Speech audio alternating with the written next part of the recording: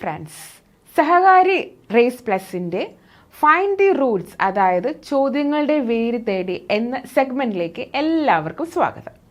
അപ്പോൾ നമ്മൾ ഈ സെഗ്മെൻറ്റിൻ്റെ കഴിഞ്ഞ ഒരു സെഷൻ എല്ലാവരും കണ്ടെന്ന് ഞാൻ വിശ്വസിക്കുന്നു. കാണാത്തവരുണ്ടെങ്കിൽ ഓടിപ്പോയി കണ്ടിട്ട് തിരിച്ചു പോയോ. അതായത് നമ്മൾ ഡിഗ്രി പ്രിലിംസ് അല്ല ഇപ്പോൾ നടക്കാൻ പോകുന്ന മെയ് 24-നും സ്റ്റേജ് 1, ജൂൺ 28-ന് സ്റ്റേജ് 2-ൻ്റെയും ഡിഗ്രി പ്രിലിമിനറി എക്സാമിനേഷൻ നടക്കാൻ പോകും, ഡിഗ്രി ലെവൽ അല്ലേ. അപ്പോൾ അവർക്ക് വേണ്ടിയിട്ടും അല്ലെങ്കിൽ ഇനി എഴുതാൻ പോകുന്നവർക്ക് വേണ്ടിയിട്ടും അതേപോലെ SB CID നോട്ടിഫിക്കേഷൻ വന്നിട്ടുണ്ട്. ആരും പറഞ്ഞല്ലോ അയക്കാൻ. ജൂൺ 4 അവസാനത്തെ ഡേറ്റ്. അപ്പോൾ അതിനു വേണ്ടി പ്രിപ്പയർ ചെയ്യുന്നവർക്കും ഈ ക്വസ്റ്റ്യൻസിനെ കുറിച്ചൊരു ഒരു അറിവ് നേടാനുള്ളൊരു സെഗ്മെൻറ്റാണിത്, ഫൈൻഡിങ് ദ റൂട്ട്സ്, അതായത് ചോദ്യങ്ങളുടെ വേര് തേടി അല്ലേ. അപ്പം നമ്മൾ പ്രീവിയസ് ഇയർ ക്വസ്റ്റ്യൻ ഞാൻ ലാസ്റ്റ് സെഷനിൽ പറഞ്ഞതുപോലെ നമ്മുടെ ഈ ചോദ്യങ്ങൾ കേരള PSC ഒരുപാട് കാലം റിപ്പീറ്റ് ചെയ്ത് ക്വസ്റ്റ്യൻസ് ഒക്കെ വരാറുണ്ട്. അപ്പം നമുക്ക് ഈ ചോദ്യങ്ങൾ എവിടെ നിന്നാണ് PSC എടുക്കുന്നത്. അപ്പം നമ്മൾ ലാസ്റ്റ് സെഷൻ നമ്മൾ കുറച്ച് പൊളിറ്റി ക്വസ്റ്റ്യൻസ് കണ്ടായിരുന്നു അല്ലേ, ഒരു 3-4 പൊളിറ്റി ക്വസ്റ്റ്യൻസ് കണ്ടു. അത് എവിടെ നിന്നാണ് നമ്മൾ വന്നത് നമ്മൾ കണ്ടു. അപ്പം നമുക്ക് മനസ്സിലായി ഇങ്ങനെയൊക്കെ പഠിച്ചാൽ ഉറപ്പായിട്ട് നമുക്ക് കേരള PSCയിൽ ഒരു ജോലി ഉറപ്പാണെന്ന് മനസ്സിലായി അല്ലേ. അപ്പം ഇന്നത്തെ സെഷനിലും കുറച്ച് ക്വസ്റ്റ്യൻസ് ആണ്, ഒരു 2-3 ക്വസ്റ്റ്യൻസ്, വളരെ ചെറിയ ക്വസ്റ്റ്യൻസാണ്. നമുക്കത് ക്വസ്റ്റ്യൻസ് കാണുമ്പോൾ നിങ്ങൾ വിചാരിക്കും ഇതൊക്കെ എങ്ങനെ എഴുതും, ഭയങ്കര പാടുള്ള ക്വസ്റ്റ്യൻസ് ആണല്ലോ. പക്ഷെ അല്ല, ഇത് എവിടെ നിന്ന് വരണം നമുക്ക് എളുപ്പമല്ലേ, സിമ്പിളായിട്ട് കണ്ടുപിടിച്ച് നമുക്ക് പഠിക്കാൻ പറ്റും. അപ്പം നമുക്ക് ആ സെഗ്മെൻറ്റിലേക്ക് നമ്മുടെ ഇന്നത്തെ സെഷനിലേക്ക് നമുക്ക് കിടക്കാം. എല്ലാവരും നേരെ ഇങ്ങോട്ട് പോകുന്നോളൂ, നമുക്ക് കാണാം. So degree level exam PYQ ആണ്. ഫസ്റ്റ് ക്വസ്റ്റ്യൻ ആദ്യം എല്ലാവരും ഒന്നത് വായിച്ച് നോക്കിയിട്ട് നിങ്ങളുടെ മനസ്സിലൊരു ഉത്തരം നിങ്ങൾ സെറ്റ് ചെയ്ത് വെച്ചോ. എന്നിട്ട് നമുക്ക് നോക്കാം ഉത്തരം ശരിയാണോ ഇല്ലേ എന്നുള്ളത്. ഓക്കെ, എല്ലാവരും വീഡിയോ ഒന്ന് പോസ്റ്റ് ചെയ്ത് വെച്ചിട്ട് വായിച്ച് നോക്കുക കേട്ടോ. വായിച്ച് നോക്കിയിട്ട് നിങ്ങളതിന് ഉത്തരം കണ്ടെത്തി വെച്ചതിന് ശേഷം നമുക്ക് ഡിസ്കസ് ചെയ്യാം. അപ്പോൾ arrange the following renewable energy sources in the decreasing order of their contribution to electricity generation in India. ഇതാണ് ചോദ്യം. ചോദ്യം വന്നിട്ട് സിമ്പിൾ ചോദ്യമാണ്. റിന്യൂവബിൾ എനർജി റിസോഴ്സസ് അതിൻ്റെ ഡിക്രീസിങ് ഓർഡർ എന്ന് വെച്ചാൽ വലുതിൽ നിന്ന് ചെറുതിലേക്ക് അല്ലേ. ഡിക്രീസിങ് ഇൻക്രീസിങ് ഓർഡർ എന്താ അറിയാലോ. ഡിക്രീസിങ് എന്ന് പറയുമ്പോഴത്തേക്ക് വലുതിൽ നിന്ന് ചെറുതിലേക്ക്. Okay, decreasing order of their contribution to electricity generation in India, കുറഞ്ഞു വരുന്ന രീതിയിൽ നമ്മൾ നിൽക്കുക. ഈ പറഞ്ഞിരിക്കുന്ന 3 എനർജി സോഴ്സസും വെരി ഇമ്പോർട്ടൻ്റ് ആണ് അല്ലേ. Solar, wind, biomass. സോളാർ എന്ന് പറഞ്ഞാൽ നമുക്കറിയാം സൺലൈറ്റിലാണ് വരുന്നത്. വിൻഡ് നമുക്കറിയാം കാറ്റിൻ്റെതും. ബയോമാസ് എന്ന് പറയുമ്പോഴത്തേക്കും നമ്മുടെ വേസ്റ്റ് പ്രോഡക്ട്സും ഇതെല്ലാം വെച്ചിട്ടുണ്ടാകുന്ന ബയോഗ്യാസ്, ബയോമാസ് നമ്മൾ കേട്ടിട്ടുള്ളതാണ് അല്ലേ. അപ്പോൾ നമുക്ക് ഈ സോളാർ വിൻഡ് പവർ, ബയോമാസ്, അപ്പോൾ ഇതിൽ ഏതൊക്കെയാണ് ശരിക്കും പറഞ്ഞാൽ ഇതിൽ വരുന്നതെന്നാണ്. ഇതൊന്നും ആലോചിക്കുമ്പോൾ നമുക്ക് തോന്നും, നമുക്ക് ഒരു കാര്യം എല്ലാവർക്കും അറിയാം, നമ്മുടെ ഈ പ്രപഞ്ചത്തിലെ ഏറ്റവും വലിയ എനർജി സോഴ്സ് എന്ത് തന്നെയാണ്? സൂര്യൻ അല്ലേ. അപ്പം നമുക്ക് സോളാർ എനർജി ഒരു കോമൺ സെൻസ് ഉള്ളവർക്ക് സാധാരണ കുട്ടികൾക്ക് പോലും മനസ്സിലാവും. ഇപ്പോൾ സോളാർ എനർജി ആയിരിക്കും ആദ്യം വരിക എന്ന് മനസ്സിലാവും. അപ്പം ഫസ്റ്റ് പറഞ്ഞത് സോളാർ എനർജി എല്ലാവർക്കും മനസ്സിലാവും. അപ്പം സോളാർ എനർജി വരുന്ന 2 ഓപ്ഷൻ, നമുക്ക് 3 ഓപ്ഷൻ ഇവിടെ ഉണ്ട് അല്ലേ. അപ്പം നമുക്ക് ഈ C നമുക്കങ്ങ് കട്ട് ചെയ്യാം. കാരണം ഈ ലോകത്തെ ഏറ്റവും വലിയ എനർജി സോഴ്സ് എന്ന് പറയുന്നത് എന്ത് തന്നെയാണ്? സൂര്യൻ തന്നെയാണ്. അപ്പോൾ സോളാർ പവർ ഫസ്റ്റ് വരും. അത് കഴിഞ്ഞിട്ട് വരുന്നത് അപ്പോൾ ഈ 3 നമുക്ക് കിട്ടിക്കഴിഞ്ഞു. അത് നമുക്ക് ഡൗട്ട് വരും, ഇതിനിപ്പോൾ എന്താ വരിക, ബയോമാസ് ആണോ വിൻഡാണോ എന്നുള്ളത്. അവിടെയും കൺഫ്യൂഷൻ്റെ ആവശ്യമില്ല. നെക്സ്റ്റ് എന്ത് തന്നെ വരുള്ളൂ, വിൻഡ് ആയിരിക്കും വരിക, വിൻഡ്. സോ സെക്കൻഡ് വിൻഡ് വരുന്ന ഒറ്റ ഓപ്ഷനേ ഉള്ളൂ, ഓപ്ഷൻ D. നമുക്ക് അതിലേക്ക് എത്താൻ കഴിയും. ഇല്ലെങ്കിൽ ഒന്നും വേണ്ട, ഇത് രണ്ടാമത് വരുന്നത് വിൻഡ് ആണെന്നെങ്കിൽ ഓർത്താൽ മതി അല്ലേ. അപ്പോൾ ഈ തന്നിരിക്കുന്ന ഓർഡർ തന്നെയാണ് ഇതിൻ്റെ ആൻസറും, solar power, wind power and biomass. അപ്പോൾ ഇത് ഇങ്ങനെ പഠിച്ചിട്ട് പോകുന്ന ഒരു കുട്ടി അല്ലെങ്കിൽ ഒരു കോമൺ സെൻസ് വെച്ച് കണ്ടു ഇത് എവിടെ നിന്ന് അവരെടുത്തെന്ന് അറിയണ്ടേ. കേരള PSC ഈ ക്വസ്റ്റ്യൻ ചോദിച്ചത് ഏത് സോഴ്സ് എന്നാണെന്നുള്ളത് നമുക്ക് അറിയണം. അതിനാണ് source 10th NCERT social science. 10th NCERT social science. 10th NCERT social സയൻസിൽ നിന്നാണ് ഈ ചോദ്യം ചോദിച്ചിരിക്കുന്നത്. അവിടെ കൃത്യമായിട്ടും അവർ ഈ ഒരു പറഞ്ഞിരിക്കുന്ന ഓർഡർ പോലെ തന്നെയാണ് ടെസ്റ്റിൽ കൊടുത്തിരിക്കുന്നത്. ഫസ്റ്റ് സോളാർ എനർജി, പിന്നെ വരുമ്പോൾ വിൻഡ് എനർജി, പിന്നെ വരുമ്പോൾ ബയോഗ്യാസ്, ഇത് ബയോമാസിൽ വരുന്നത്. അവർ കൃത്യമായിട്ടും നമ്മുടെ NCERT അനുസരിച്ച് തന്നെയാണ് അവർ എന്ത് ചെയ്തിരിക്കുന്നത്, കൊടുത്തിരിക്കുന്നത്. അപ്പോൾ സപ്പോസ് നിങ്ങൾ ടെക്സ്റ്റ് ബുക്ക് വായിച്ചിട്ടില്ലെങ്കിൽ പോലും നിങ്ങൾക്കിത് സിമ്പിളായിട്ട് ആൻസർ ചെയ്യാൻ പറ്റുന്നതാണ് അല്ലേ. ഇപ്പം സോളാർ എനർജി, അതായത് സൂര്യന്റെ എനർജിക്ക് അപ്പുറം എന്തെങ്കിലും ഉണ്ടോ ഈ ലോകത്ത്? ഇല്ല. അപ്പോൾ സൂര്യൻ, ഇപ്പം നമ്മൾ നമ്മുടെ പ്ലാന്റ്സ് ആണെങ്കിലും ശരി തന്നെ ഏറ്റവും കൂടുതൽ എനർജി എടുക്കുന്ന എവിടെ നിന്ന് തന്നെയാണ്? സൺലൈറ്റിൽ നിന്നാണ്. സോ നമുക്ക് സോളാർ എനർജി നമുക്ക് എടുക്കാൻ പറ്റും. അപ്പോൾ നമുക്ക് അതിൻ്റെ സോഴ്സും കിട്ടിക്കഴിഞ്ഞു. 10th NCERT. സിമ്പിൾ അല്ലേ? ഇതെന്ത് സിമ്പിളാണെന്ന് നോക്കി. നമ്മൾ വെറുതെ എന്താണ് ആലോചിച്ച് തെറ്റിക്കുക, അല്ലെങ്കിൽ നമ്മൾ കുറേ വലിയ വലിയ പുസ്തകങ്ങളൊക്കെ വായിച്ച് നോക്കി സമയം കളയേണ്ട കാര്യമുണ്ടോ? സിമ്പിൾ അല്ലേ ചോദ്യങ്ങളൊക്കെ? ഓക്കെ. അപ്പോൾ നമുക്കിനി അടുത്ത ക്വസ്റ്റ്യൻ നോക്കാം. ഇത് 2ാമത്തെ ചോദ്യമാണ്. ഇതും ഡിഗ്രി ലെവൽ പ്രിലിമിനറി 2024 ചോദിച്ച ക്വസ്റ്റ്യൻ തന്നെയാണ്. സിമ്പിൾ ക്വസ്റ്റ്യൻ ആണ്. ഇത് നോക്കൂ. In 1933 Mahatma Gandhi withdrew from all political activity and made a countrywide tour covering a distance of 12,504 miles. 504 miles. 504 miles. This tour is known as. ഈ പറഞ്ഞിരിക്കുന്ന 4 യാത്രകളിൽ ഏത് യാത്രയാണ് 1933 മഹാത്മാഗാന്ധി തൻ്റെ എല്ലാ പൊളിറ്റിക്കൽ ആക്ടിവിറ്റി, കുറേ മൂവ്മെൻറ്റ്സ് ഒക്കെ നടന്നുകൊണ്ടിരിക്കുന്ന സമയമാണല്ലോ ഇന്ത്യൻ ഹിസ്റ്ററി എടുക്കുകയാണെങ്കിൽ. അന്നേരം അദ്ദേഹം എന്ത് ചെയ്തു? എല്ലാ പൊളിറ്റിക്കൽ ആക്ടിവിറ്റിയിൽ നിന്നൊക്കെ അദ്ദേഹം മാറി 1933 അദ്ദേഹം എന്ത് ചെയ്തു? ഒരു യാത്ര നടത്തി. ഒരു കൺട്രി വൈഡാണ്. അത് എന്ത് യാത്രയാണ് എന്നാണ് ചോദ്യം. ഈ പറഞ്ഞിരിക്കുന്ന എല്ലാം തന്നെ ഓൾമോസ്റ്റ് 1930 ആ സമയത്താണ്. ദണ്ഡി യാത്ര വരുന്നത്, പിന്നെ ജാൻ ജഗൻ യാത്ര വരുന്നത്, സമാജ യാത്ര വരുന്നത്, എല്ലാം ഹരിജൻ യാത്ര എല്ലാം 1930s കാലഘട്ടത്തിലാണ് വരുന്നത്. ഒരു പുസ്തകം വായിക്കുന്ന, അല്ലെങ്കിൽ നമ്മൾ NCERTയോ നമ്മൾ അല്ലെങ്കിൽ NCERT പോലെ തന്നെ ഹിസ്റ്ററിക്ക് പഠിക്കാൻ പറ്റിയ ഒരു ബുക്കാണ് എന്ത്? സ്പെക്ട്രം. ഇത് സിവിൽ സർവീസിൽ ഉള്ള ആൾക്കാർ പ്രിപ്പയർ ചെയ്യുന്നവരാണ് വായിക്കുന്നതെന്ന് പറയുന്നതുമല്ല. പക്ഷേ ഇപ്പോൾ കേരള PSCയും നമ്മുടെ സിവിൽ സർവീസിൻ്റെ ഒരു കാറ്റഗറിയിലെ ക്വസ്റ്റ്യൻസ് ഒക്കെ ചോദിച്ചു തുടങ്ങിയിട്ടുണ്ട്. അപ്പം നമ്മളും ഒട്ടും പിന്നിലേക്ക് പോകാൻ പാടില്ല. നമ്മൾ എന്ത് ചെയ്യുക? ആ കാറ്റഗറി വരുന്ന ബുക്സ് നമ്മൾ വായിക്കേണ്ടതായിട്ടുണ്ട്. അപ്പോൾ സ്പെക്ട്രം ഫോർ മോഡേൺ ഇന്ത്യ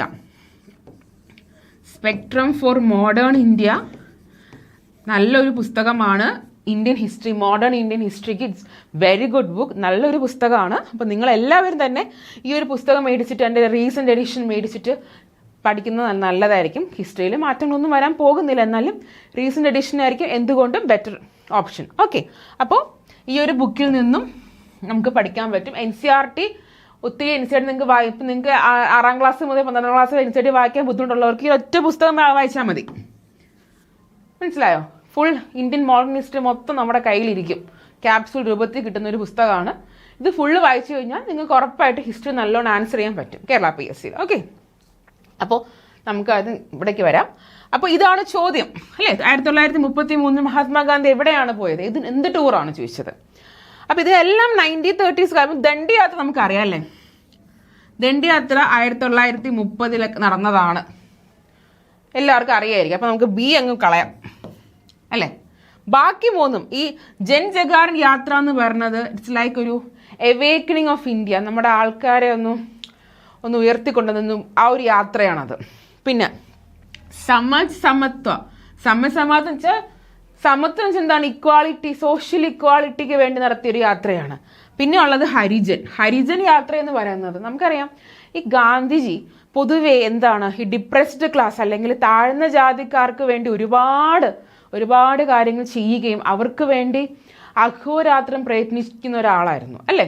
അപ്പം അവർക്ക് എന്താണ് ഒരു സെപ്പറേറ്റ് ആയിട്ട് അവർ ബുദ്ധിമുട്ടുന്നതൊക്കെ വളരെയധികം വിഷമത്തോടെ കാണുകയും അവർക്ക് വേണ്ടി പരിശ്രമിക്കുകയും ചെയ്ത ഒരാളാണ് ആര്? ഗാന്ധിജി.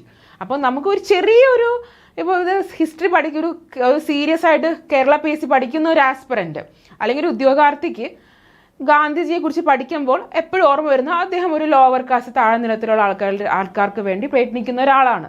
അപ്പോൾ ഇവിടെ ഹരിജൻ എന്ന് പറയുന്നത് തന്നെ, ഹരിജൻ എന്ന് പറഞ്ഞാൽ അദ്ദേഹം താഴ്ന്ന ജാതിയിലുള്ള ആൾക്കാരെ, ലോവർ കാസ്റ്റ് പീപ്പിൾ അല്ലെങ്കിൽ കുറച്ച് ബുദ്ധിമുട്ട് അനുഭവിക്കുന്ന ആൾക്കാരെ അദ്ദേഹം വിളിച്ചിരുന്ന പേരുമാണ് എന്ത്? ഹരിജൻസ്. അപ്പോൾ നമുക്കൊരു ചെറിയൊരു കണക്ഷൻ കിട്ടിക്കഴിഞ്ഞാൽ മഹാത്മാഗാന്ധി നമുക്ക് നേരെ ഇങ്ങോട്ട് പോയി എഴുതാൻ പറ്റും. ചെറിയൊരു കണക്ഷൻ കിട്ടിയാൽ സപ്പോസ് നിങ്ങൾക്ക് കണക്ഷൻ കിട്ടിയില്ല എങ്കിൽ തന്നെയും നമുക്ക് ഇതൊക്കെ വായിച്ച് നോക്കുമ്പോൾ ജഗാറിൻ്റെ യാത്ര, ജനങ്ങൾക്ക് ജനങ്ങളാണല്ലോ, സമത്വം കൊണ്ടുവരണം അദ്ദേഹം പോകാൻ, അല്ലെങ്കിൽ അദ്ദേഹം ആ ഒരു കാര്യങ്ങളെക്കുറിച്ച് സംസാരിക്കുമെങ്കിലും അദ്ദേഹം കൂടുതലും ഫോക്കസ് ചെയ്തിരുന്നത് എന്താണ്, ഹരിജനത്തെ കുറിച്ചാണ്. ഹരിജനം അല്ലേ എന്ന് പറയുന്നത്. അപ്പോൾ നമുക്ക് പറയും ഇതെല്ലാം 1933 ഒക്കെ നടന്ന കാര്യങ്ങളാണ്, യാത്രകളാണ്. പിന്നെ വേറൊരു കാര്യം ഞാൻ പറഞ്ഞുതരാം. അതായത് കേരള PSC നമുക്കൊരു ചെറിയൊരു ട്രിക്ക് ഉണ്ട്. കേരള PSCയിൽ എന്തെങ്കിലും ചോദ്യങ്ങൾ ഒരു ബ്രാക്കറ്റിലും കൂടെ അവർ ചോദിക്കുകയാണെങ്കിൽ കുറച്ച് വ്യക്തമാക്കാനാണ്, അവർ ഓപ്ഷൻ വ്യക്തമാക്കാനാണ് ഈ ബ്രാക്കറ്റ് കൊടുക്കുന്നത്. അങ്ങനെ ചോദിക്കുന്ന ചോദ്യങ്ങൾ ഒരു 85-90% അത് തന്നെയായിരിക്കും അതിൻ്റെ ഓപ്ഷൻ. ആ ഓപ്ഷൻ തന്നെയായിരിക്കും അതിൻ്റെ ആൻസർ വരുന്നത്. അതൊരു എക്സ്പീരിയൻസിൽ നിന്നും പല പ്രീവിയസ് ഇയർ ക്വസ്റ്റ്യൻസ് അനാലിസിൽ നിന്നും കിട്ടുന്ന ഒരു ട്രിക്കാണ് ഞാൻ നിങ്ങൾക്ക് പറഞ്ഞു തരുന്നത്. അതായത് കേരള PSC ഒരു ഓപ്ഷനിൽ അതിൻ്റെ ബ്രാക്കറ്റിൽ ഒരു കാര്യം സ്പെസിഫൈ ചെയ്ത് പറയുന്നത് ആ ഓപ്ഷൻ കൂടുതലും ദൃഢമാക്കാനാണ്. കാരണം അത് കുറച്ചുകൂടി വ്യക്തമാക്കി തരാനാണ്. അങ്ങനെ പറയുകയാണെങ്കിൽ നമുക്ക് ഏകദേശം ഉറപ്പിക്കാം അത് തന്നെയായിരിക്കും അതിൻ്റെ ആൻസർ എന്നുള്ളത്. ഇവിടെ ഇതിൻ്റെ ആൻസർ എന്ന് പറയുന്നത് ഹരിജൻ യാത്രയാണ്. ഓക്കെ, ഹരിജൻ യാത്രയാണ് ഇവിടെ വന്നിരിക്കുന്നത്. എങ്ങനെയെന്ന് ഞാൻ നേരത്തെ പറഞ്ഞതുപോലെ നമുക്ക് 2-3 രീതിയിൽ ആലോചിക്കാം. ഒന്ന്, മഹാത്മാഗാന്ധിയെക്കുറിച്ച് ചിന്തിക്കുമ്പോൾ നമുക്ക് ഹരിജനം എന്നുള്ളത് നമുക്ക് എന്ത് ചെയ്യാൻ പറ്റും, അങ്ങനെ കണക്ട് ചെയ്യാൻ പറ്റും. അല്ലെങ്കിൽ ഈ ബ്രാക്കറ്റ് കൊടുത്തിരിക്കുന്ന ഒന്നും അറിയാത്ത കുട്ടിക്ക് ആ ഒരു രീതിയിൽ വേണമെങ്കിൽ കണക്ട് ചെയ്യാം. പിന്നെ ഈ പേര്, ഈ ഹരിജൻ, നമ്മൾ PSC പഠിക്കുന്ന ഒരു ആസ്പിറന്റ് അല്ലെങ്കിൽ ഉദ്യോഗാർത്ഥി എപ്പോഴും കേൾക്കുന്ന ഒരു വേർഡ് തന്നെയായിരിക്കും മഹാത്മാഗാന്ധി, ഹരിജനം. അല്ലെങ്കിൽ ഇപ്പം കമ്മ്യൂണൽ അവാർഡ് വന്നപ്പോൾ അദ്ദേഹം മരണം വരെ നിരാഹാരം കിടക്കാനൊക്കെ അദ്ദേഹം പോയിരുന്നു. അപ്പം അദ്ദേഹം കൂടുതലും ലോവർ കാസ്റ്റ് അല്ലെങ്കിൽ കുറച്ച് ബുദ്ധിമുട്ട് അനുഭവിക്കുന്ന ആൾക്കാർക്ക്, അന്ന് താഴ്ന്ന ജനങ്ങൾ അല്ലെങ്കിൽ താഴ്ന്ന മതത്തിൽപ്പെട്ടവർക്ക് വേണ്ടിയിട്ട് അദ്ദേഹം പരിശ്രമിച്ചിരുന്ന ഒരാളല്ലേ. അപ്പം അങ്ങനെ നമുക്ക് എടുക്കാൻ പറ്റും. സോഴ്സിന് എടുത്തിരിക്കുന്നത് സ്പെക്ട്രം ബുക്കാണ്. NCERTയിലെ തീംസ് ഇൻ ഇന്ത്യൻ ഹിസ്റ്ററി എന്ന് പറയുന്ന ടെക്സ്റ്റ് ബുക്ക് ഉണ്ട് 11ാം ക്ലാസ് 12ാം ക്ലാസ്സിൽ. അതിൽ നിന്ന് തീംസ് ഇന്ത്യൻ ഹിസ്റ്ററിയിൽ പാർട്ട് 3ലും 2ലും നോക്കിക്കഴിഞ്ഞാലും നമുക്ക് 2ൽ നമുക്കിത് കാണാൻ കഴിയും. പക്ഷേ അവിടെ വ്യക്തമായി കൊടുത്തിട്ടില്ല. പുതിയ NCERTയിൽ വ്യക്തമായി കൊടുത്തിട്ടില്ല. പിന്നെ SCERTയിലും ഉണ്ട്. പക്ഷേ കുറച്ചും കൂടി നമുക്ക് പഠിക്കാൻ എളുപ്പം ഈ NCERT എല്ലാം വായിക്കുന്നതിനെക്കാട്ടും നല്ലത് ഈ സ്പെക്ട്രം ബുക്ക് വായിക്കുന്നത് നല്ലതായിരിക്കും. അതിൽ കൃത്യമായി കൊടുത്തിട്ടുണ്ട് 1933 അദ്ദേഹം ഹരിജൻ ഒരു വീക്കിലിയൊക്കെ ഇറക്കിയിട്ടുണ്ട്. അദ്ദേഹം ഈ വീക്കിൽ വന്നത് തന്നെ ഈ ഒരു യാത്രയ്ക്ക് ഇതായിട്ട് മാറും. പിന്നെ അദ്ദേഹം എന്ത് ചെയ്തു, ഹരിജൻ സേവാ സംഘമൊക്കെ തുടങ്ങിയിട്ടുണ്ട്. ഓക്കെ, ഈ ബുക്കിൽ ലാസ്റ്റൊക്കെ പറയുന്നുണ്ട് ഈ കാര്യങ്ങൾ. അപ്പം ഇത് വായിച്ച് നോക്കുന്നത് നല്ലതായിരിക്കും. ഓക്കെ, അപ്പം നിങ്ങൾക്ക് ഇതിൻ്റെ ഒരു ഐഡിയ കിട്ടുമെന്ന് ഞാൻ വിശ്വസിക്കുന്നു. അടുത്തത് നെക്സ്റ്റ് ക്വസ്റ്റ്യൻ. ഈ ക്വസ്റ്റ്യൻ ഒന്ന് എല്ലാവരും വായിച്ചു നോക്കുക. എന്നിട്ട് ആൻസർ മനസ്സിൽ അങ്ങോട്ട് വിചാരിക്കുക. വീഡിയോ ഒന്ന് പോസ് ചെയ്തിട്ട് ഇതിൻ്റെ ആൻസർ ഒന്ന് മനസ്സിൽ വിചാരിക്കുക. എന്നിട്ട് വീഡിയോ തുടർന്ന് കാണുക. ഓക്കെ, ഇത് നമ്മൾ എപ്പോഴും കേൾക്കുന്ന ഒരു സ്റ്റേറ്റ്മെൻറ്റ് അല്ലെങ്കിൽ ഒരാളുടെ ഒരു കോട്ടാണ് നമുക്ക് പറയാം അല്ലേ. During the 18th century, who among the following philosophers said these famous words? നമ്മളെപ്പോഴും ഈ ഞാൻ പറയാം നമ്മൾ പല പുസ്തകങ്ങളൊക്കെ ഇത് കാണാറുണ്ട് അല്ലേ. Man is born free but everywhere in chains. അതായത് നമ്മൾ ജനിച്ചത് വളരെ ഫ്രീ ആയിട്ടാണ്. നമുക്ക് ഒരു ബന്ധങ്ങളോ ബാധ്യതകളോ അല്ലെങ്കിൽ ഒന്നുമില്ല, നമ്മൾ ജനിച്ചു. പക്ഷേ നമ്മൾ ജനിച്ചു കഴിയുമ്പോൾ നമ്മൾ പല കാര്യങ്ങൾ നമ്മൾ ബന്ധപ്പെട്ടിരിക്കുന്നു അല്ലേ. പല കാര്യം നമ്മളിപ്പം സ്നേഹം കൊണ്ടാണെങ്കിലും പലതും നമ്മളെല്ലാം ബന്ധപ്പെട്ടിരിക്കുന്നു എന്നാണ് ഇവിടെ ഉദ്ദേശിക്കുന്നത്. ഈ ഒരു വേർഡ്സ് ആരാണ് പറഞ്ഞത് എന്നാണ് ചോദ്യം. ഇതിൽ പറഞ്ഞിരിക്കുന്ന 4 വ്യക്തികളുണ്ട്. Jean Jacques Rousseau, Voltaire, Baron de Montesquieu and Denis Diderot. ഇത്രയും പേരാണ് ഇവിടെ കൊടുത്തിരിക്കുന്നത്. ഇവരെല്ലാവരും തന്നെ നമ്മൾ കേൾക്കാൻ ചാൻസ് ഉള്ളൊരു സ്ഥലമുണ്ട്, വേൾഡ് ഹിസ്റ്ററി അല്ലേ. നമ്മളെല്ലാവരും കേൾക്കാൻ ചാൻസ് ഉള്ള സ്ഥലം വേൾഡ് ഹിസ്റ്ററി. ഈ വേൾഡ് ഹിസ്റ്ററി 9ാം ക്ലാസ്സിലെ തീംസ് ഇൻ വേൾഡ് ഹിസ്റ്ററി എന്നൊരു പുസ്തകമുണ്ട്. അത് വായിക്കുന്നത് നല്ലതായിരിക്കും. അതിൽ ഈ ചോദ്യങ്ങൾ വരാം. കാരണം അതിൽ നമ്മൾ ഇങ്ങനത്തെ ഈ ഒരു കുറേ ഈ ഫിലോസഫേഴ്സിൻ്റെ പേര് അല്ലെങ്കിൽ പേഴ്സണാലിറ്റീസിൻ്റെ പേര് നമ്മൾ കാണാനിടയുണ്ട്. അതിൽ നിന്ന് എടുത്തതാണിത്. ഇതിപ്പോൾ ടെക്നിക്സ് ഒക്കെ എന്നോട് ചോദിച്ചു കഴിഞ്ഞാൽ എനിക്ക് ടെക്നിക്സ് ഒന്നും പറയാൻ പറ്റുന്നില്ല, കാരണം ഇത് പഠിച്ചേ പറ്റുള്ളൂ. ഇതിൻ്റെ ആൻസർ എന്ന് പറയുന്നത് റൂസോ ആണ്, ജീൻ ജാക്വസ് റൂസോ. ഇപ്പോൾ റൂസോ പറയുന്ന ഒരു കാര്യമാണിത്. പക്ഷെ എനിക്ക് തോന്നുന്നു നമ്മൾ ഒട്ടേറെ തവണ നമ്മുടെ ജീവിതത്തിൽ കേൾക്കുന്ന ഒരു ഫേമസ് വേർഡ്സ് ആണ് അല്ലേ? ഈ ഒരു man is bone free but everywhere in chains അല്ലേ? കാരണം അതൊരു ഫേമസ് കോട്ടാണല്ലോ, ഫേമസ് ആയിട്ട് ഒരാളുടെ ഒരു പ്രസ്താവനയാണ്. നമ്മളത് സ്ഥിരമായി കേൾക്കേണ്ടതാണ്. ഒരു PSC ആസ്പിറന്റ് കേൾക്കേണ്ടതാണ്. ഇപ്പം നിങ്ങൾ കേട്ടില്ലെങ്കിലും സാരമില്ല. ഇതിൽ റൂസോ എന്ന് പറയുന്ന ഒരു ഫിലോസഫർ എവിടെയെങ്കിലുമൊക്കെ കേൾക്കാൻ ചാൻസ് ഉണ്ടാവും അല്ലേ? അപ്പം ഈ പറഞ്ഞിരിക്കുന്ന വ്യക്തിത്വത്തിൽ, ഈ പറഞ്ഞിരിക്കുന്ന ഫിലോസഫേഴ്സിൽ അല്ലെ വ്യക്തികൾ, ഈ പറഞ്ഞിരിക്കുന്ന ആളുകളുടെ പേരിൽ നിങ്ങൾ എപ്പോഴെങ്കിലും കേട്ടിട്ടുള്ള ഒരാളെ പേരുണ്ടെങ്കിലും അങ്ങനെ നിങ്ങൾക്ക് വേണമെങ്കിൽ ഒന്ന് ജസ്റ്റ് റിസ്ക് എടുക്കാം.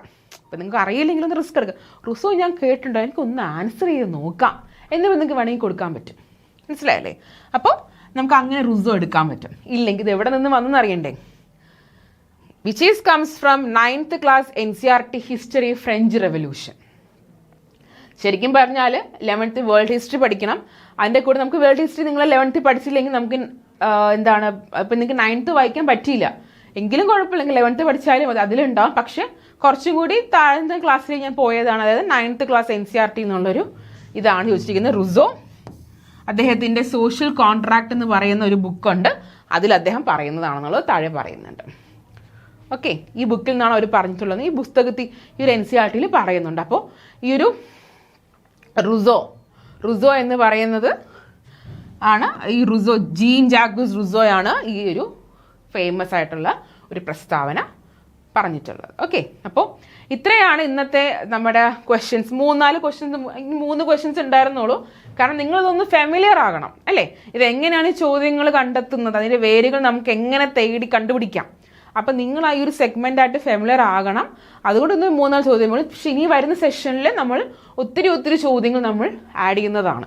ഓക്കെ, അപ്പം നിങ്ങൾക്ക് ഞാനൊരു ടാസ്ക് തരികയാണ്. ഇതാണ് ഒരു ചോദ്യം. ഇതൊരു ചോദ്യമാണ്. ഇതൊരു എക്കണോമിക്സ് ചോദ്യമാണിത്. ഇതൊരു എക്കണോമിക്സ് ചോദ്യമാണ്. ഇത് നിങ്ങൾക്ക് 11th 12th NCERT നിങ്ങൾക്ക് ഇത് കണ്ടുപിടിക്കാൻ പറ്റും. സോ അടുത്ത സെഷനിൽ നിങ്ങൾ വരുമ്പോൾ ഇതിൻ്റെ ചോദ്യം ഇനി ഒരെണ്ണം കൂടെ ഉണ്ട്. ഇതിൻ്റെ ഉത്തരം നിങ്ങൾക്ക് എന്തായാലും PSCയിൽ ഇതിൽ കയറി കിട്ടും. പക്ഷേ നമുക്ക് ഉത്തരമല്ല വേണ്ടത്, ഇതിൻ്റെ സോഴ്സാണ് വേണ്ടത്. അപ്പോൾ നിങ്ങൾ ഇനി അടുത്ത സെഷനിൽ വരുമ്പോൾ നിങ്ങൾ ഈ 2 ചോദ്യങ്ങളുടെയും സോഴ്സ് നിങ്ങൾ കണ്ടുപിടിച്ചിട്ട് വരണം. അത് കണ്ടുപിടിക്കുന്നവർ കമൻറ്റ് ചെയ്യുക.